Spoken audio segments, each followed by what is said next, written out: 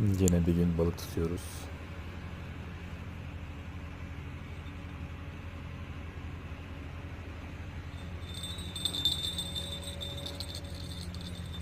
Doktor, Evet abi.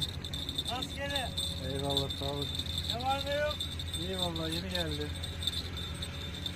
Ne o? Harbun. He? Harbun. Oo, çok güzel. Bir kere yeni mi alıyorsun? He, şimdi geldim ya. Oy maşallah. Hadi bakalım ha.